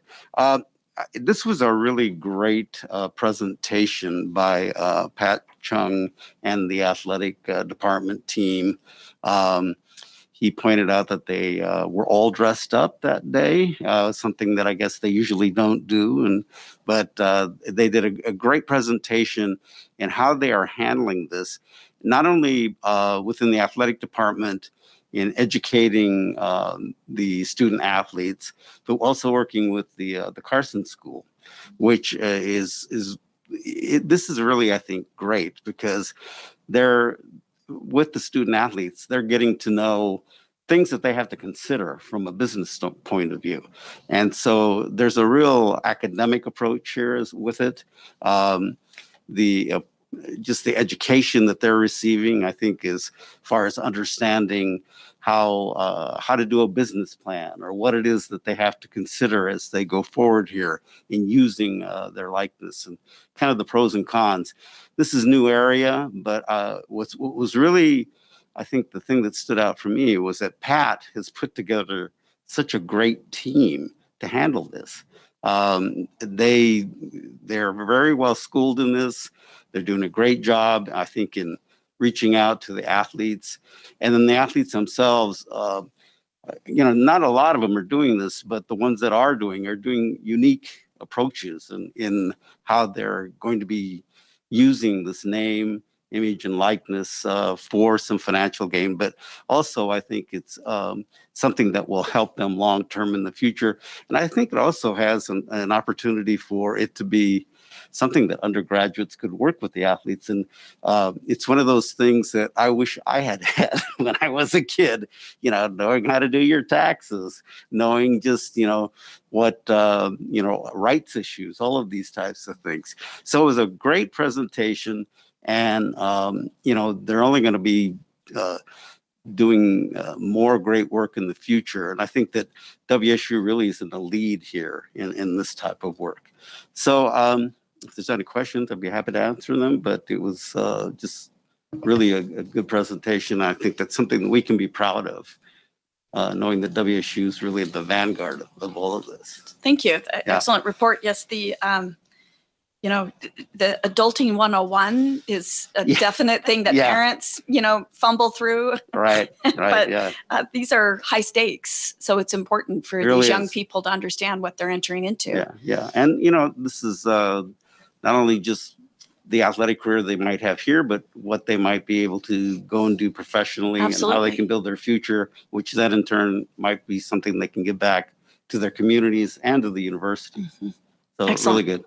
Thank you. All right. Appreciate the report. One other observation was, without federal legislation, each state, each university may have their own program. Pat has put together a pretty amazing program for us, which could be the boilerplate of things that come forward. So I was pretty proud of what I saw. One of the things is that he has been working with Senator Maria Cantwell on this too, and she has been involved in whatever they might be able to do at the federal level. So that's helpful. Okay. Thank you. Next up, we will have a report from Regent Powell on our Research and Academic Affairs Committee. Thank you very much. We had a really interesting time of it yesterday with academic affairs. It was a bit of a different agenda than we traditionally have. We spent a lot of time looking at how WSU has been and is in the future planning to have effective translation of research and innovation to the marketplace. So a great topic to get us started. Provost Chilton actually started out by talking to us about engaged scholarship. So often we talk about outreach to people, but engaged scholarship means just that. You're not just a general reach out, it's actually engaging your community. WSU is currently a Carnegie engaged university. We're up for renewal in 2025, so we'll hear more about that. But we're planning towards that 2025 renewal by really including things like a community engaged scholarship and teaching as part of faculty evaluation criteria. And these cluster hires that we've been doing are very focused on community engaged research and excellence. So I think that's something that has becoming more and more a cornerstone of what we do and how we do it. And for sure, as the state's land grant university is an important thing that we do as far as our mission is concerned. After her report on that, we actually got into the meat of the whole translating research. We started out with hearing a lot about data, both at the level of the main R&D expenditure chart that President Schultz showed earlier, but then drilling down to look at our support and interaction with industry. And, one of the things is sort of, we've been increasing our industry dollars as far as R&D dollars. And this report was very R&D focused. But one of the things that tends to happen is you can get more and more industry projects, but you're not necessarily seeing a major increase in dollars because many of them are smaller dollar programs. And so we began to talk about, well, how do we better engage, companies to work with us so we can share our information and research, but also, and help them towards their own missions and goals. So as we got into that, we talked about a lot of things, companies that we've worked with, which we're looking at in various tiers, strategies on how we're going to move forward. But the sort of takeaways from that part of the presentation where that industrial engagement is truly a key to our land grant mission. So it brings vitality and new ideas by working and collaborating with others. It's an engagement of faculty, students, and staff. So that engagement is a very important piece of it. We also need to really look at matching our strengths to industry needs, and how can we do that better so that we can, truly serve our community at large. Looking at ways to incentivize these types of relationships. And as you all heard this morning in some of the discussions that we had with the SEL folks at breakfast, the whole figuring out how do you manage intellectual property, a very, very key piece if you're going to work effectively with industry. One of the things that has been done, I think it was in February, was we formed a corporate engagement advisory board, which is actually looking at a lot of the types of interactions that we have. They're going to be monitoring the metrics. So I think going forward, we're going to better handle on this. It's a challenge, though, to integrate the information and the full value proposition of doing this throughout the enterprise. But I think we're off to a good start for doing that. Now, that was the first part of it. And then we heard about two fantastic examples of where it is working that I think they're very different. The first was SEL that you heard about this morning. And that was a relationship that started with lots of little pockets all over the place. And then they realized there were lots of little pockets of small projects and began to consolidate them, but they really took off when the Schultzes moved to town, and particularly because Professor Noel Schultz was had been working with Schweitzer Engineering for many, many years. So that has really been a fruitful and growing collaboration. But one of the things that was emphasized is that these relationships need care and feeding and frequent connection. So actually, I talked briefly with the CEO of SEL, and he said, think about it as a spousal relationship, because if you don't see your spouse or partner very often, your relationship to them is not going to be very good. So, enough said. Sometimes I feel like I've been guilty of that when I've traveled a lot. But it was a great that was a great discussion. And just for our audience who may not have heard some of that, one of the things that has happened that between 2011 and 2021, SEL research fund support of WSU has been 1.6 million.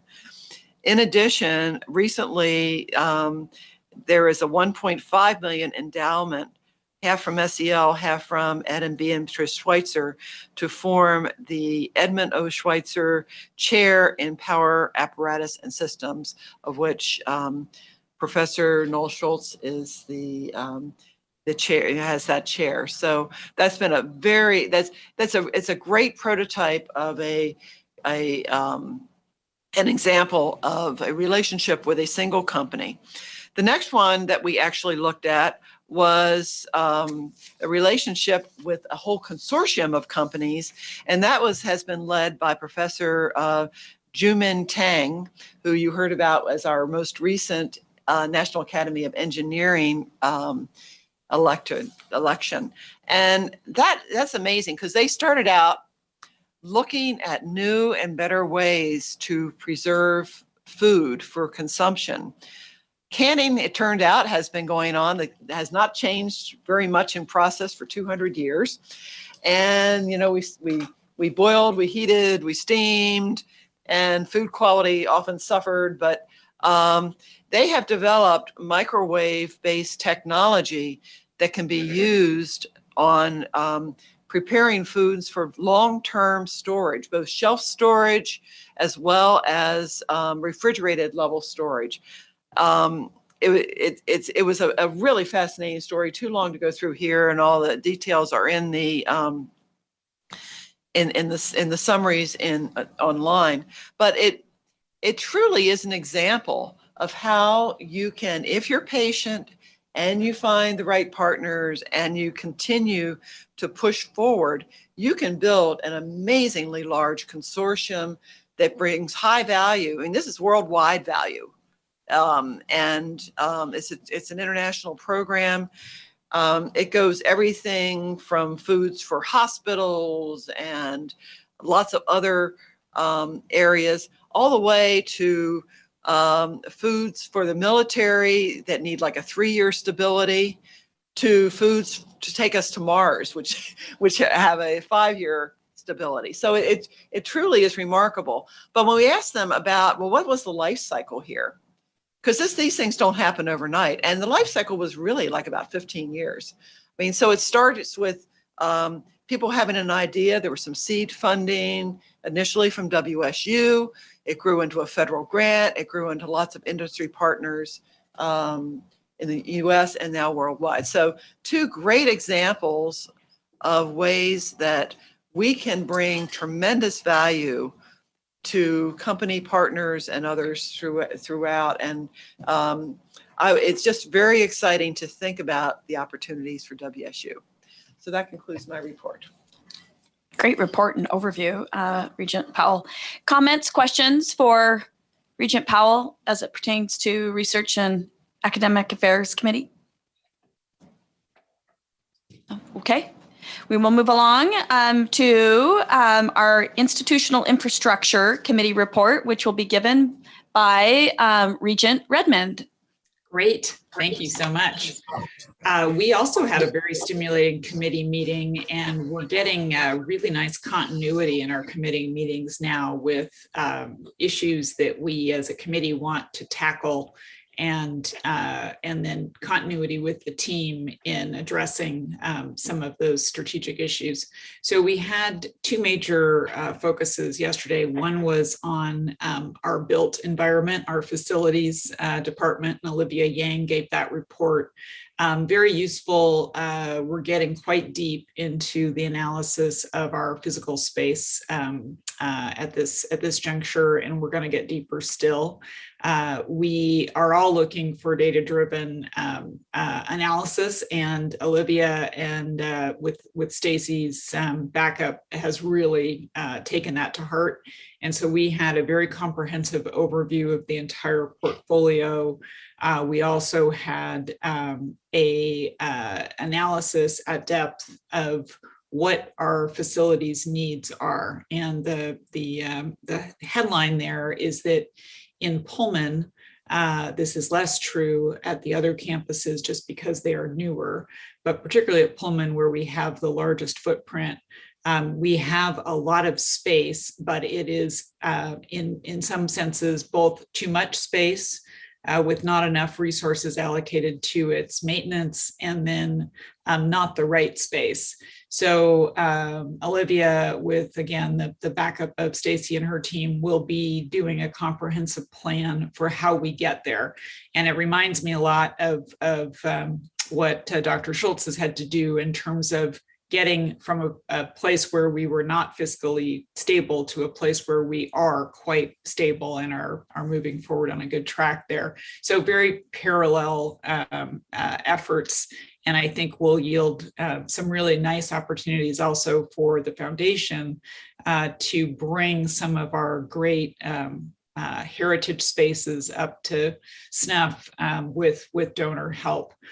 Some really innovative projects that could combine both energy efficiency and preservation of really special places, and continued upgrading of our teaching spaces as well as our research spaces. I should also mention that we are very fortunate to have Olivia Yang leading this effort. Not only is she very responsive to the Regents and to the needs of the entire system-wide community, but she also is a leader in her field. So our projects are consistently recognized as being on time, on budget, if not sometimes under budget, which allows us then to do some other enhancements to the projects that are beneficial to the institution. But she's also a leader in innovation on many approaches that not only are recognized by the legislature, but are recognized nationally. So one of the things that we learned, and she's very modest, but one of the things we were able to pull out of her yesterday is that contractors actually want to do our projects, because having a WSU project on your resume is something that then allows you to get other work more easily. So we are doing a really good job there. We just need to figure out some creative ways to get some of this legacy real estate and building infrastructure to the place where it needs to be for the next century. The second conversation that we had was with Matt Skinner. As President Schultz mentioned, Stacy Pearson is on vacation, much deserved, and Matt is her right-hand man and is a great stand-in for her. And the project that they have been working on is looking at our debt capacity as an asset and really thinking about how to use our debt capacity strategically. And this, again, is a product of the hard work that the entire system has undergone over the last few years under President Schultz's leadership of righting our fiscal house. And so we are now looking into a future where we will have debt capacity that can be deployed. And what we want to do is be sure that the way that that debt capacity is deployed is very strategic. Because it is an asset to be able to borrow, and it's a very useful asset in terms of being able to do the things that the university wants to do going forward and promote its success and the success of the state going forward. So great discussions all around, lots of continuity from prior meetings. We've got a good cadence and thread going, and I'm really very pleased with how the team is focusing on these, sort of deeply strategic issues and legacy issues that will carry us forward into the next decades. I wanted to mention one other thing, which is that we added a new item to the agenda in this meeting, which is, hey, now that we've got our financial house heading in the right direction, and we've got our built environment heading in the right direction, and we're doing some deep planning around both of those sectors. What about our digital infrastructure? And really looking at that as another very big set of assets and an increasingly important set of assets. Again, applaud the work that we've done already in getting into Workday and beginning to digitize our back office, if you will. But there's lots of other elements to our digital infrastructure and our digital assets, including obviously our global campus. So we're going to be looking comprehensively at that over the next course of committee meetings. But I'm confident that we'll get the same sort of deep data-driven analysis on that front that we've been getting on these other two fronts. So that's it from my end. And thank you very much for giving me the time. Thank you, Regent Redmond. Some really positive news coming out of there. Questions, comments that you might have for Regent Redmond? Okay, thank you. Moving on now to the Finance and Committee Compliance Report with Regent Schauer. Thank you. We had a great meeting with a lot of positives. So I just want to kind of run through a little bit about what we covered in the meeting. We also have 4 action items and 1 future action item. So the first item that we did cover was a report from our Chief Audit Executive, Heather Lopez, who went through the annual audit report. What's significant about this is that Heather actually reports directly to our president, so has the opportunity to share with the board any concerns or insights that we may need to hear directly from her. She meets with the board twice a year. This was our report out. We'll see her again in March. And what I particularly was impressed with was she had no surprises in what she saw in the audit report, which is really important, that we know what to expect and that we're staying on top of any potential issues that may result in a finding. Let's see, the next area that we covered was an integrated financial forecast, which we've all been talking about the need for, and this is part of a larger strategic initiative. Matt Skinner, Senior Associate Vice President, Finance and Administration, provided us with a bit of a report with Kelly Westhoff.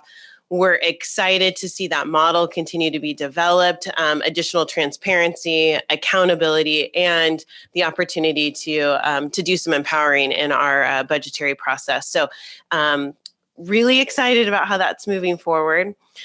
Our third major area that we spent some time talking about was we had Athletic Director Pat Chung present with John Harlow, and great news, we're continuing to move forward with our estimate for a break-even athletic budget here this year, which is part of that fiscal recovery plan for WSU athletics. It's really pivotal for us to continue to move in this direction, and a huge sense of appreciation to our students, our alumni, our faculty, our staff, our community members that are showing up to athletic events.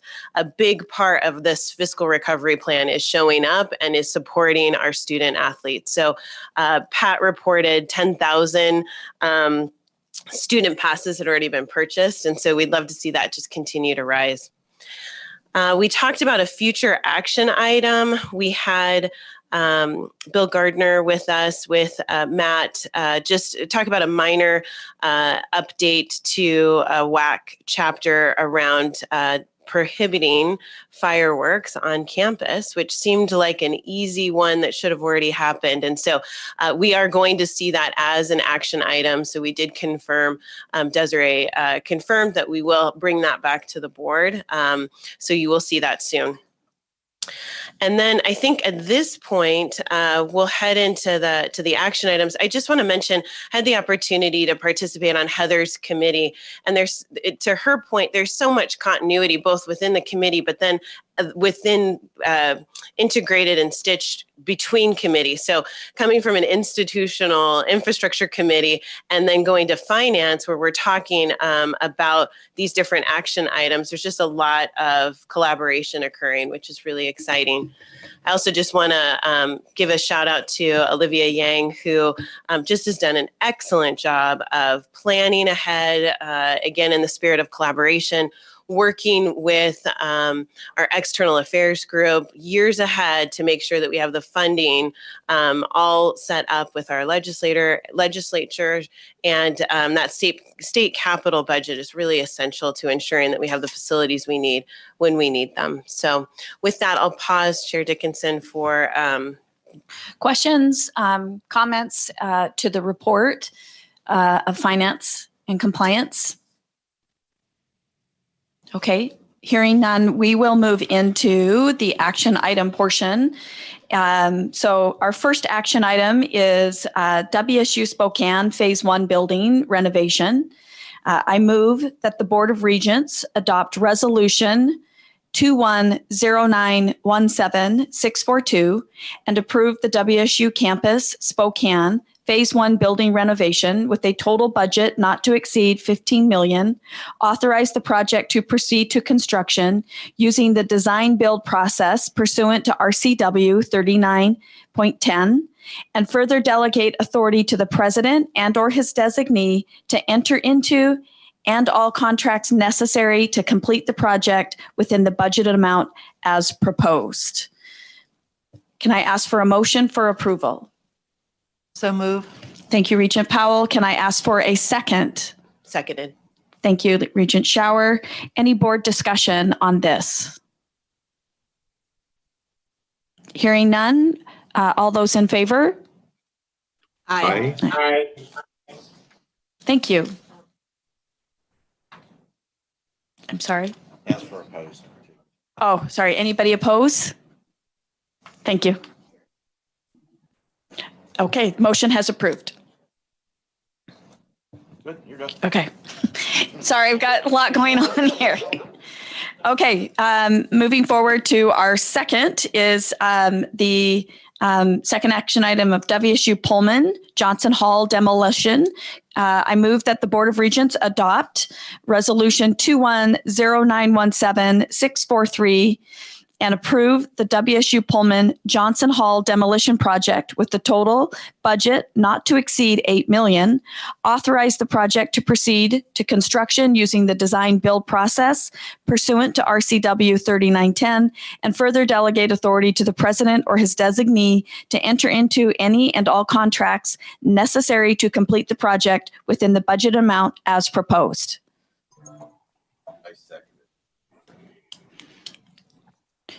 Okay, ask for the motion. I have not moved. No, so thank you, John. And Regent Blanket second. Thank you. Board discussion on this? All those in favor? Aye. Any opposed? Motion has been approved. Our third one is the WSU Pullman Clark Hall Research Lab renovation. I move that the Board of Regents adopt Resolution 210917-644 and approve the WSU Pullman Clark Hall Research Lab renovation project with a total budget not to exceed $4.9 million. Authorize the project to proceed to construct using the design build process pursuant to RCW 3910 and further delegate authority to the president or his designee to enter into any and all contracts necessary to complete the project within the budgeted amount as proposed. Can I have a motion for approval? Thank you, Regent Shower. A second? Thank you, Regent Powell. Any discussion? All those in favor? Aye. Any opposed? Motion passes. Our fourth and final action item is on the WSU Pullman New Campus Fire Protection and Domestic Water Reservoir Construction. I move that the Board of Regents adopt Resolution 210917-644 and approve the WSU Pullman New Campus Fire Protection and Domestic Water Reservoir Project with a total budget not to exceed $8 million. Authorize the project to proceed to construction using the design build process pursuant to RCW 3910 and further delegate authority to the president or his designee to enter into any and all contracts necessary to complete the project within the budgeted amount as proposed. Ask for a motion for approval. Thank you, Regent Shower. Okay. A second. Thank you, Jeanette. Board discussion? All those in favor? Aye. Any nays?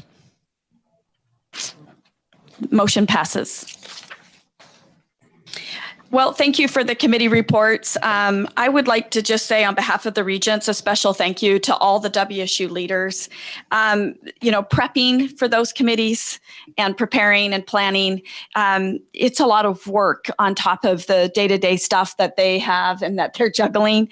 And I report to a board in my regular life, and there's a lot of consternation at times, and you're trying to make sure it's relevant material. And I would just say yesterday you hit it out of the park on all fronts. The material was relevant, and I think we're finding a way to really use your Board of Regents who have good private sector experience that can kind of blend into the work that's being done. So it's the purpose, right? It's why we're here. And I felt like yesterday we were really kind of getting our cadence around that. So thank you very much for the time that goes into preparing for that.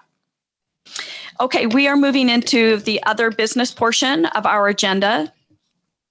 Yesterday, September 16th, the Regents met in executive session with legal counsel to discuss pending or potential litigation involving the university. Related to that discussion, we have a following action item. The action item is to adopt Resolution 210917-646, approving the request for defense of a university employee. Can I ask for a motion? Thank you, Regent Powell. Do we have a second? Thank you, Regent Cerna. I'll open this up for board discussion. Any comments, questions?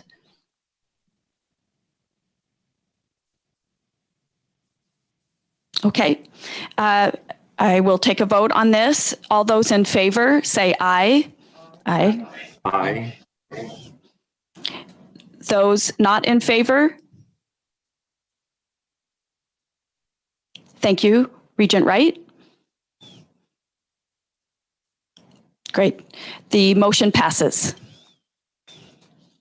Okay, we are now in our public comment period. I believe we do have a couple of guests who would like to be speaking. And so do we have those that are signed up? Thank you. Thank you very much. First, I'd like to invite Simon Smith, who is an alumni, to come forth. Topic that he would like to speak to us about is divestment of fossil fuel. Welcome, Simon. And you can just sit right there and then just turn your mic on if you would. Do you mind if I take the mask off? Not at all. It'll make the accent less problematic. Well, good morning. As has been said, my name is Simon Smith. I'm a 2009 alumnus at WSU. The reason I'm here this morning is to ask that WSU consider divesting from fossil fuels. We're going to hear, I think, more from Bill about the powerful moral and ethical arguments why WSU should disinvest and divest, but I'd like to emphasize two other perspectives. Firstly, I think that fossil fuel companies appear to be a very risky financial gamble.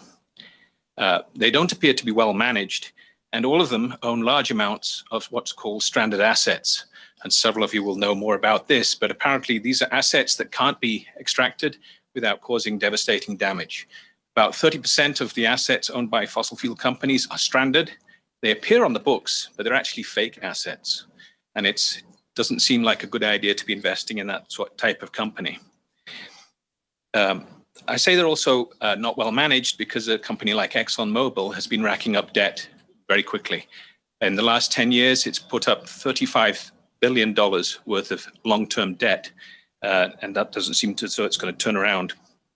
But what I would say is, regardless of their competence or lack of it, they seem to make up that difference with criminality. Because back in 1970, companies like Exxon had their own scientists warn them that there was going to be a climate crisis. And instead of doing something about that and changing their business model, they decided to fund a fairly large-scale disinformation campaign. And we still have that hangover today. Basically, they're exposed to a lot of liability as a result. And I think this is basically tobacco 2.0. They have this massive legal exposure. And just this year, the SEC opened another case against ExxonMobil about the misleading investors. So not exactly a portrait of corporate competence or ethics. So I think that fossil fuel companies are a bad investment, and I'm hoping that WSU will get out of them before it becomes the last holder of these risky investments. Groups like Harvard, Yale, Oxford, Cambridge, and more locally, UW, Oregon State, and Gonzaga have already either partially or completely disinvested from fossil fuels. And there are more than 1,300 different institutions worldwide that have made that step. So I'm asking that WSU should disinvest, not because the others did, but because if you examine what it is about these companies, I think you will reach the same sorts of conclusions that these other institutions did. So please consider divesting. Thank you so much. I mean, we appreciate your testimony. Thank you. Okay, we will invite William Ingalls up. William is a staff member, and he is here to speak on divestment of fossil fuels as well. Also, good morning, and thank you for this opportunity to comment. My name is William Ingalls. I'm a retired English instructor and currently tutor part-time at Washington State University's Graduate Writing Center in Pullman. I'm a member of Citizens Climate Lobby of the Palouse, and I am deeply concerned about climate change. I urge the university administration to divest its endowment funds from fossil fuel companies involved in the extraction of carbon. Among the areas impacted by climate change is our region's agricultural production, which our university strongly promotes through its agricultural extension and other programs. Divestment strikes at a root cause of the climate crisis, the funding and sponsorship of fossil fuel companies. Joining the growing number of universities worldwide that have decided to divest, and Simon talked about that, including Harvard University last week, will also greatly enhance our university's public image among our youth who are demanding action on climate change. Divestment will help our university fulfill its pledges as a signatory on the American College and University President's Climate Commitment Charter. Finally, because fossil fuels contribute to global warming, they are no longer a secure investment area, as Simon has pointed out. The shift we are seeing toward alternative energy sources means that sooner or later, the university will be saddled with stranded assets. I appeal to you then to begin the process of divesting the university's assets, including stocks, bonds, and other financial instruments from companies that extract fossil fuels. Thank you. Thank you very much to both of you for your testimony. We appreciate you being here today. At this time, I will ask the audience, is there anybody, we do not have any additional public comment people signed up, but looks like we have somebody, so I welcome you up and remind you that you have a 2-minute allotment here, and welcome. If you'd introduce yourself, that would be great. Good morning. My name is Joshua Heiler. I sent a letter in last night because I wasn't sure if I was going to be able to make this session. The issue I was going to cover in that letter was about the vaccination policy and how we were going to proceed after October 18th. Obviously, you have clarified that that is not going to be an issue, so I'm very glad to hear that. So I would like to take this time to speak briefly on another issue that I believe is of importance to us. My name is Josh Heiler. I am a Pullman WSU student. I'm a senior. And one of the things that I think, and this is something that was touched upon by our student leadership, is there does sometimes feel that there's sort of a disconnection between the deliverables and the money that's being put into the school. And I think probably one of the most visible areas for this is the state of some of our infrastructure here on campus, especially the bridges and some of the state of some of our walkways and our buildings. For example, Todd Hall has had that fence around it for well over 2 years now. The bricks falling off of it. We now have one of our critical cross the road bridges here on Stadium Way is closed. As someone who used to live in McEachern Hall, that bridge being out of service is very devastating to students who live in that area. It does add a non-negligible amount of time to get to our classes because you have to go down and you have to climb the hill up again. And so I just sort of want to appeal to you as our leadership body that the critical infrastructure at our school is just, it's suffering. We do have, and it does feel, as someone who's been coming here for many years, as a non-traditional student who came here first back when Mr. Floyd was still our president, to now, there's been this constant sort of decline of our infrastructure, and it's very sad to see. And so I appeal to you when you're looking at where we need to make these critical investments, and it's obviously very, very pulls on one's, on your soul, this idea of, oh, we can build these brand new, these wonderful new academic infrastructures, these new labs. It's great because it does increase the profile of the university. But just to remember some of these really fundamental public facing things like our infrastructure and our walkways really speak to students to say that they really feel like this is a school that's doing well with their money, and it looks like a good place to go. It feels like a good place to be. Thank you very much for your time. Josh. Yeah, Josh Heiler. Thank you, Josh. Thank you, one, for taking the time for the thoughtful note you sent, and also just for your engagement. We appreciate you being here and stepping up and providing testimony today. Thank you. Okay, with that, at this time, I am officially adjourning the Regents meeting. Our next meeting will be held on November 18th and 19th. Thank you, everybody, for an outstanding couple of days, and go Cougs.